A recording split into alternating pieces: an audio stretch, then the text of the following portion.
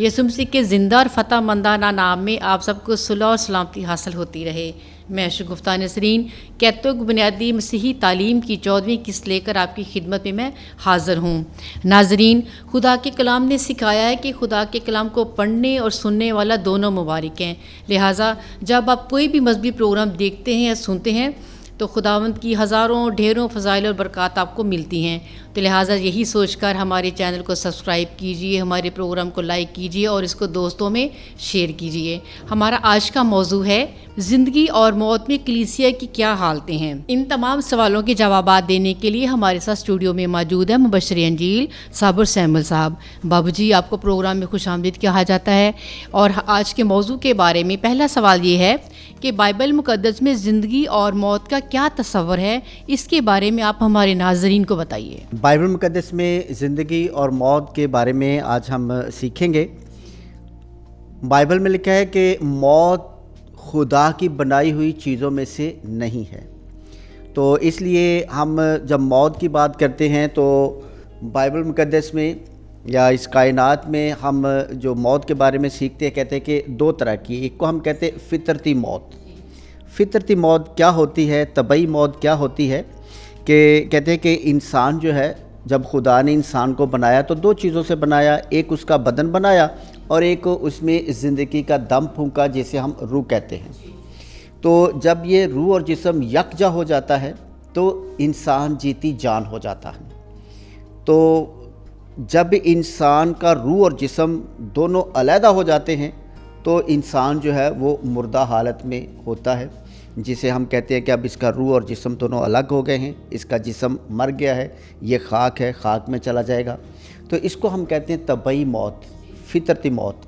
اور یہ موت جو ہے، ایک فلاسفر کا کہنا ہے کہ یہ جو فطرتی موت ہے، اسی کے سبب سے ساری کائنات قائم ہے، کیونکہ جو کچھ زمین میں سے نکلتا ہے، اگر یہ دوبارہ زمین کا حصہ نہ بنے تو اب تک زمین جو ہے وہ کاغذ کی طرح پتلی ہو جاتی اور یہ سب کچھ تباہ ہو جاتا۔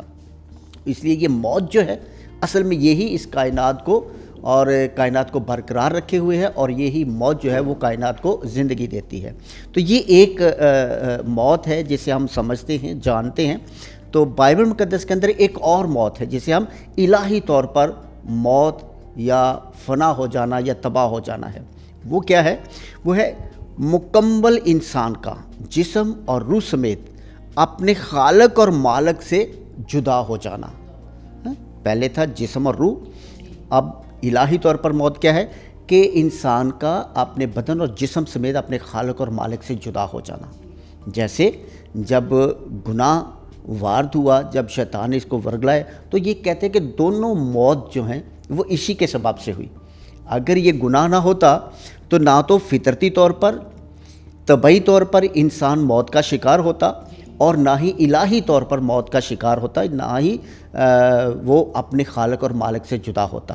تو اس لیے یہ دونوں موت جو ہیں یہ گناہ کے سبب سے آتی ہیں، اور ان دونوں موتوں نے انسان کی زندگی جو ہے اس کو پستی اور اس کو جو ہے وہ جدائی کی طرف، ہلاکت کی طرف لے کر چلتی ہیں۔ تو یہ ہے زندگی اور موت کا تصور بائبل مقدس میں۔ اب اگلا سوال یہ ہے کہ ہم ہمیشہ کی زندگی میں کیسے شامل ہو سکتے ہیں، اس کے بارے میں بھی ہمارے ناظرین کو بتائیں۔ ہاں، ابھی جس طرح سے ہم نے موتوں کے بارے میں سیکھا ہے، اب دوبارہ سے اس حالت میں چلے جانا، اصل میں یہ زندگی ہے۔ تو اس میں کہتے ہیں کہ بائبل مقدس جو ہے اسی موت کو زندگی میں تبدیل کرنے کے لیے آتی ہے۔ خدا رحم کرتا ہے، اپنا کلام اور الہام نبیوں کے سبب سے دیتا ہے۔ کیوں دیتا ہے؟ یہ ساری بائبل مقدس کا، نبیوں کی نبوتوں کا، کلام کا، الہام کا آنا کیا ہے؟ ایک ہی بنیاد ہے کہ خداوند خدا انسان کو اس موت اور ہلاکت سے دوبارہ بچانا چاہتا ہے، اور مکمل کلام اور الہام اور نبیوں کے سلسلے کا جو مرکز، جو عروج ہے، نقطہ عروج اس نجات کا، اس موت کو زندگی میں بدلنے کا، وہ خداوند یسوع مسیح ہے۔ تو اس لیے ہم جب یسوع مسیح اس موت کو زندگی میں کیسے بدلتا ہے؟ جب وہ خود جو ہے وہ پاش کے بھید سے گزرتا ہے، یعنی یسوع مسیح کا दुख उठाना, यीशु मसीह का मर जाना, यीशु मसीह का दोबारा ज़िंदा होना, आसमान पर उठाया जाना और रूह कुद्दस का नाज़िल होना। ये पाश के भेद है। जब ये पाश का भेद में से यीशु मसीह खुद गुज़रता है तो ये पाश के भेद मौत से ज़िंदगी का ऐलान बन जाता है। और फिर बपतिस्मा जब हम लेते हैं तो बपतिस्मा में क्या होता है, हम यीशु मसीह की मौत में, दुख उठाने में, मसलूब होने में, मार खाने में, उसकी सारी जो इस दुनिया में जो ज़िंदगी गुजरी उसमें हम मुकम्मल तौर पर शामिल होते हैं। और फिर यीशु मसीह तीसरे दिन मुर्दों में से जी उठा और फिर कभी मरने वाला नहीं, और हम उसके जी उठने में भी शामिल हो जाते हैं। तो इसमें शमूलियत जो है वो हलाकत से ज़िंदगी में शामिल हो जाना है।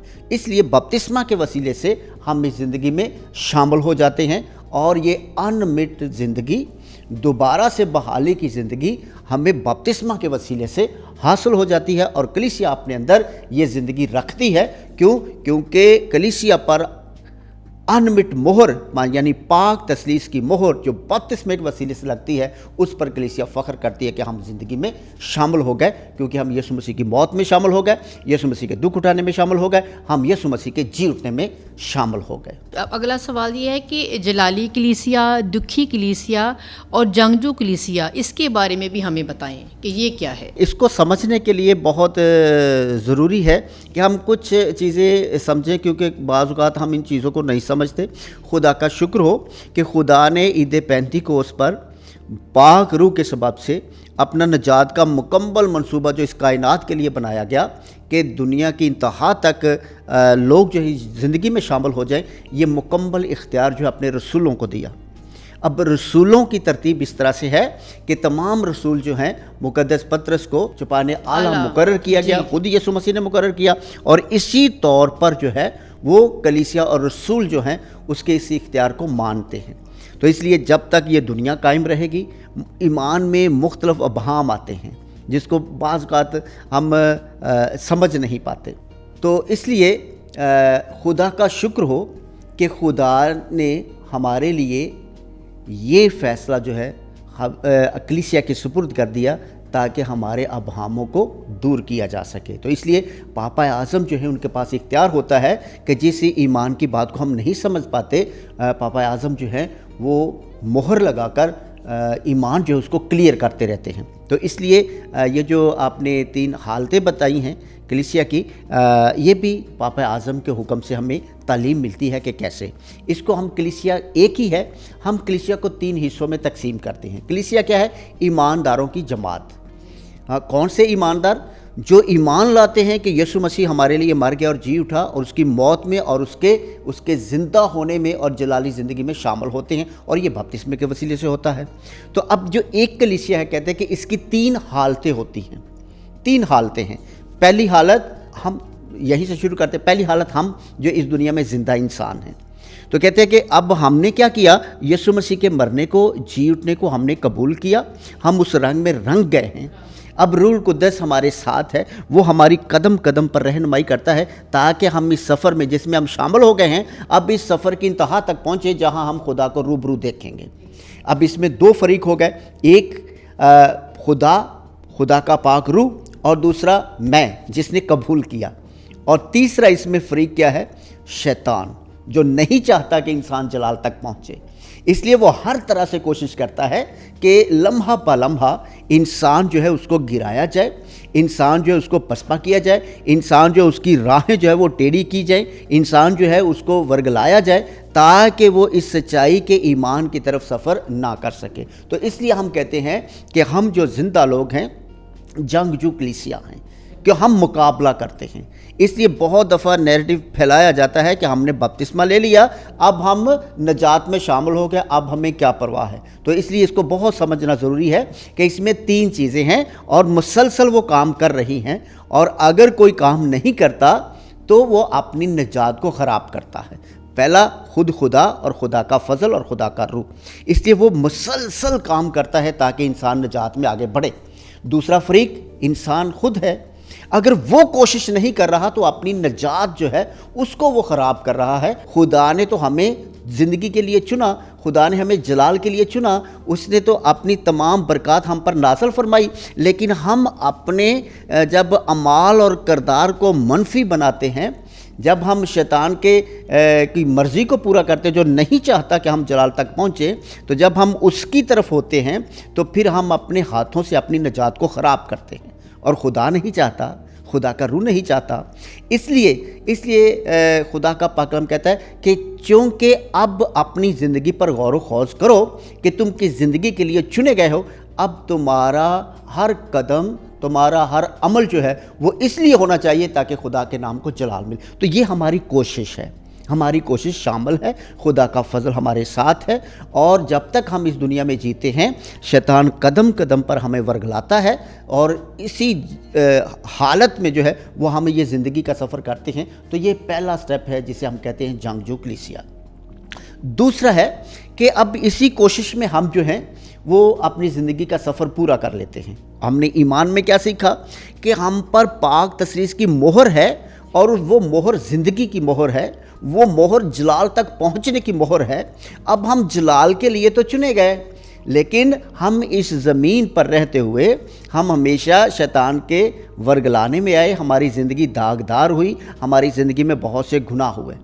तो बाइबल में लिखा है कोई दागदार चीज़ खुदा की बादशाही में दाखिल नहीं होगी। तो इसलिए हम कहते हैं कि फिर इंसान की हालत जो है, कलीसिया की हालत जो है, वो दूसरी हालत में तब्दील हो जाती है जिसे हम बरज़ख कहते हैं। तो बरज़ख जो है ये किसी मकाम और जगह का नाम नहीं है, ये गैर मरई है, मादा नहीं है। तो इसलिए हमारा जिस्म तो खाक के साथ खाक हो गया, अब जो रूह है उसकी हालत बरज़ख की हालत में तब्दील हो गई, उसकी हालत जो है बरज़ख होगी कहलाई।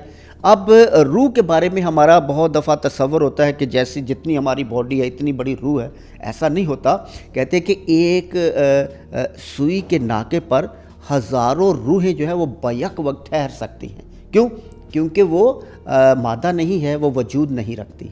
तो इसलिए जब हम बरज़ख की बात करते हैं तो इसका मतलब कलीसिया की वो हालत है जिसमें रूह जो है सिर्फ रूह शामिल है, जिस्म वहाँ पर शामिल नहीं है। तो कहते हैं कि क्योंकि वो दागदार है इसलिए वो दुख में है, क्योंकि वो इंतज़ारी में है कि कब यीशु मसीह आएगा ताकि उसका रहम उस पर हो और उनको जलाली ज़िंदगी की खुशखबरी मिल जाए। तो ये दूसरा हिस्सा है कलीसिया का जिसको हम बरज़ख या दुख की कलीसिया कहते हैं, कि वो इस दुख के हालत में है कि यीशु मसीह आएगा तो वो उसके जलाली होने की उनको बशारत और खुशखबरी या उनको पाकीज़गी मिलेगी और वो जलाल की बादशाही में वारिस हो जाएंगे। तीसरा हिस्सा जो है उसे हम कहते हैं जलाली कलीसिया। जलाली कलीसिया से क्या मुराद है कि वो लोग जिन्होंने अपनी ज़िंदगी में खुदा की मर्ज़ी को पूरा किया, अपनी ज़िंदगी को मुकम्मल तौर पर खुदा के सुपुर्द किया और ऐन अपनी ज़िंदगी जो है वो पुरफज़ल और खुदा की राहों में गुजारी, और खुदा ने खुशी और शादमानी के साथ उनकी ज़िंदगी को कबूल किया और उसे अपने यहाँ खुशामदीद कहा। जैसे जब मुक़द्दस अस्तीफनस को शहीद किया जा रहा था तो हम बाइबल मुक़द्दस में इसका रेफरेंस देखते हैं कि वो ख़ुद फरमाते हैं, कहते हैं कि ऐ खुदा इनका गुनाह इन्हें माफ़ करना, और फिर गवाही देता है कि मैं यीशु मसीह को तख्ते जलाली पर बाजू फैलाए खड़े देख रहा हूँ। मैं तो जाता हूँ, यानी कि मैं तो उस जगह पर, उस मकाम पर जाता हूँ जहाँ मैं अपने खुदा को रूबरू देखूँगा, लेकिन ए खुदा इनका गुनाह इन्हें माफ़ करना। तो यहाँ से हमें मालूम होता है कि ये है जलाली कलीसिया जो खुदा के रूबरू खुदा की मानत।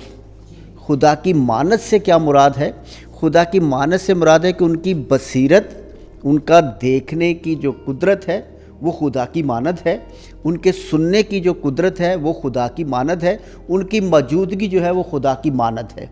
तो इसलिए मुक़द्दसीन जो हैं वो हर लम्हा हमें देखते भी हैं, हमारे लिए वो सिफारिशात भी करते हैं, दुआ भी करते हैं। वो हमारे लिए दुआएं करते हैं कि मेहरबान खुदा हमें बरकत दे ताकि हम फजल में आगे बढ़ें। तो इसलिए हमारा ईमान है कि मुक़द्दसीन से हम सिफारिशात और मुक़द्दसीन हमारे साथ होते हैं। जब हम इबादत करते हैं गिरजा घरों में, मुक़द्दसीन हमारे साथ होते हैं, वो हमारे साथ मिलकर खुद ज़िंदा खुदा की इबादत करते हैं और वो हमारे साथ मौजूद होते हैं। इस तरह से हम देखते हैं कि کلیسیا ایک ہی ہے لیکن اس کی 3 حالتیں ہیں، ٹھیک ہے نا. ہم جو زندہ ہیں اس زمین پر، اور وہ لوگ جنہوں نے اپنی زندگی پوری کی لیکن داغدار ہونے کے سبب سے خدا کے انتظار میں ہیں، اور مقدسین جو خدا کے جاہ و جلال میں ہیں.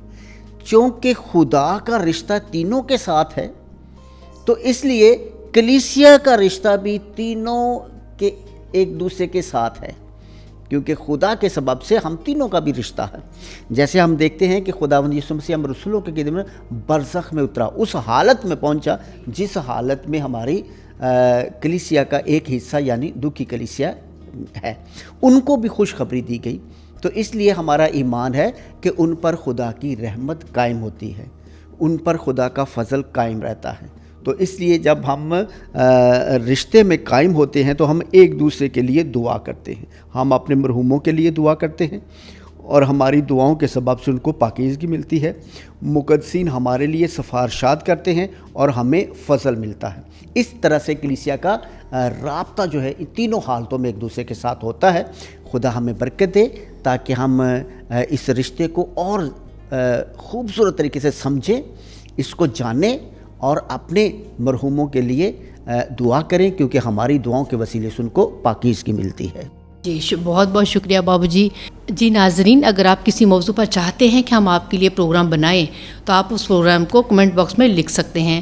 آپ کی رائے ہماری رہنمائی کرے گی. اور اب آخر میں گزارش ہے کہ آپ ہمارے چینل کو سبسکرائب کیجئے، ہمارے پروگرام کو لائک اینڈ شیئر ضرور کیجئے، یہی سوچ کر کہ گھر گھر میں انجیل پھیلائیں گے، پیارے یسوع کا نام بتائیں گے. شکریہ.